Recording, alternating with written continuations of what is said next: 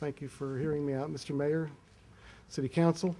I have a fever, so if I collapse, I'll try to do it quietly in a neat little pile. But the reason I'm here is, in my opinion, a fairly serious one. I have a law enforcement background myself. I was a deputy sheriff for 6 years in Texas, and let me relate to you a little incident that happened. We'll start with that, and then we'll go from there. Back in January, 7 gun owners who were doing nothing more than obeying Virginia law, which requires that if you have a concealed carry permit and you carry in a restaurant that serves alcohol, that you open carry. We're the only state in the union that doesn't trust its concealed carry permit holders to carry concealed in a restaurant that serves alcohol and requires open carry to do it.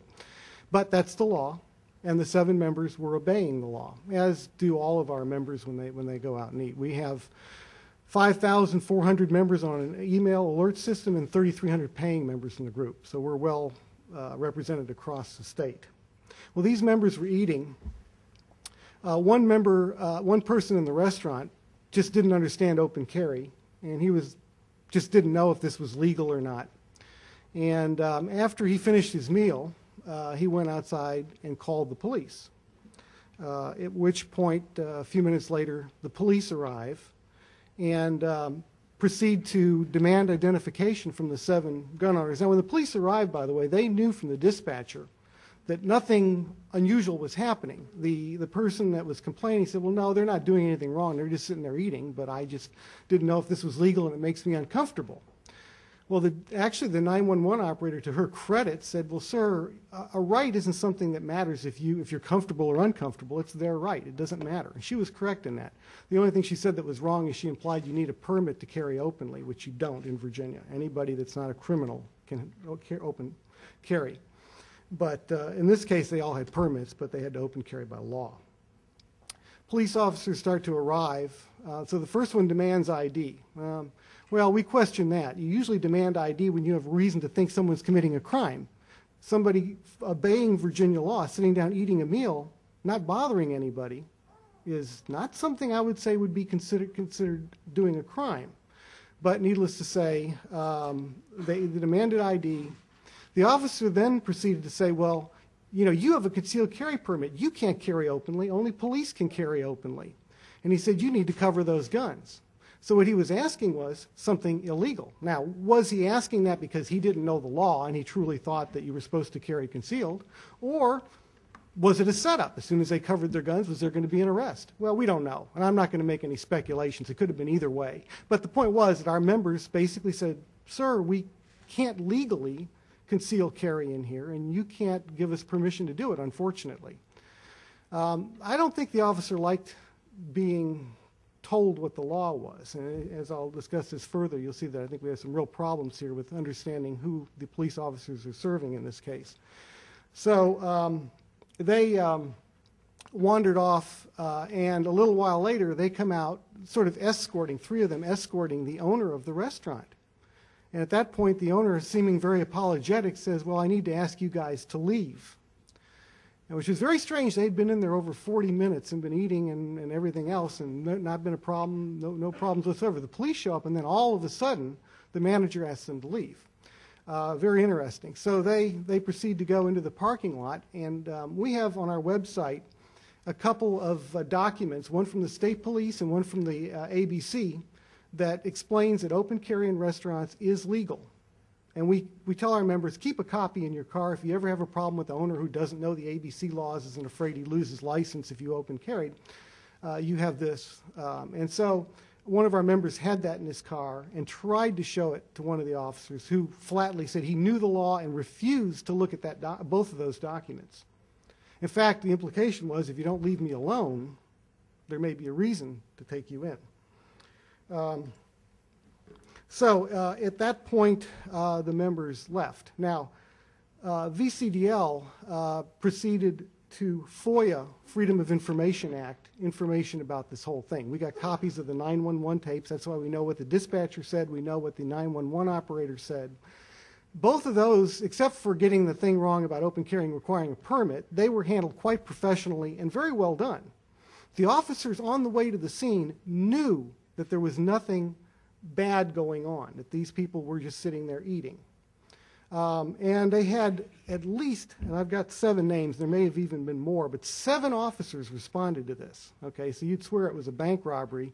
But, you know, that's up to them. I guess if you've got the police force to send 7 people and leave all your streets vacant to answer this one call, that's up to you guys.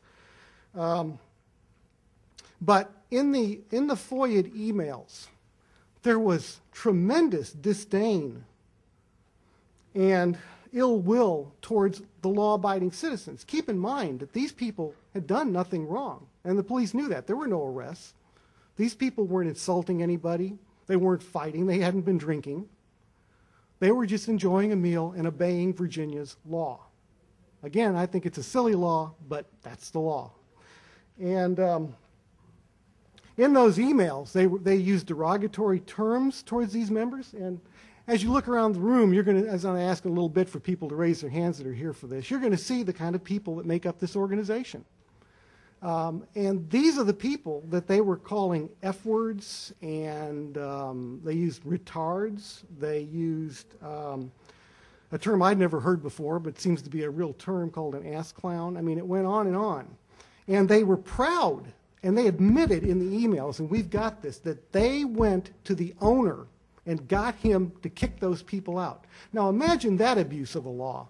A police officer, and I know because I was one, and we should all know this, a police officer has tremendous powers. He has to. He's got the powers of arrest. He's got special protections in the law. He can do things that you and I can't do because it's part of their job. But because they have those powers, you have to pick people that understand who they're serving and would not abuse those powers. And the problem we have here is we've got police force that went up to a restaurant owner knowing that they had nothing on the people sitting there and coerced him into getting them to leave so that they could, I guess, have done something to make up for the fact that they didn't know the law. I don't know what the problem was.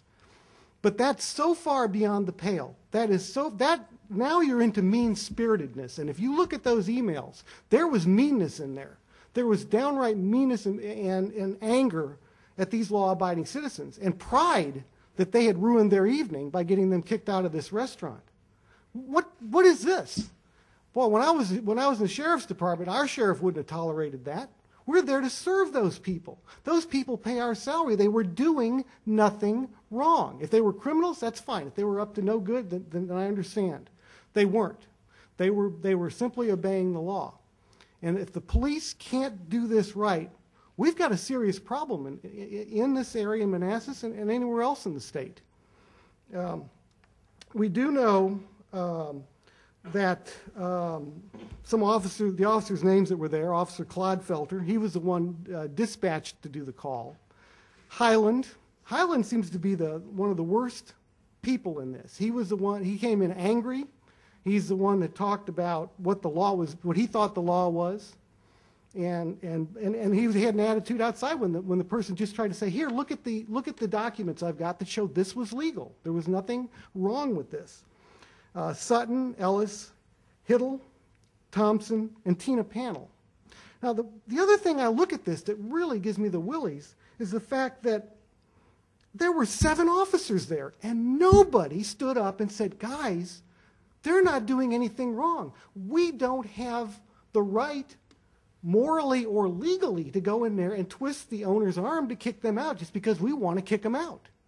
Nobody did that. And I have to say that Tina Panel, who was a supervisor that was there, has to be held accountable even more than the other guys. She should have known. No, we're not going to do this. As I think one of our other speakers is going to mention, in Fairfax we had an incident similar to this where the police didn't know the law and neither did the magistrate, but one of the officers stood up and said, no, I believe the magistrate is wrong. They're legal.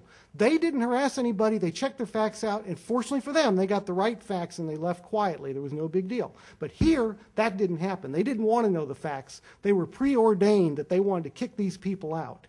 You know, 7 officers arrived. That's an awful lot. I think it was a flock mentality.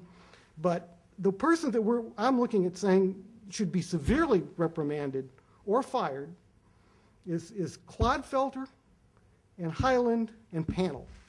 A lot of the others, Hiddle had a little conversation there, but it wasn't that big of a deal. The others didn't seem to do much but stand there. But Panel should have known better. She's a supervisor. Maybe she should just be demoted if she can't handle the position. Highland was the worst. But you can't have this. You got to have the people that look at the police and they're comfortable with them. They know these guys like them, they're here to help them, and they're not going to try to set them up, get them kicked out because they're gun owners or they're Jewish or whatever reason. Some police officer could misuse his powers. Am I right for time? I'm sorry. Okay, I didn't see anybody waving their hands. Okay, thank you, Mr. Mayor. I appreciate it. Thank you, sir.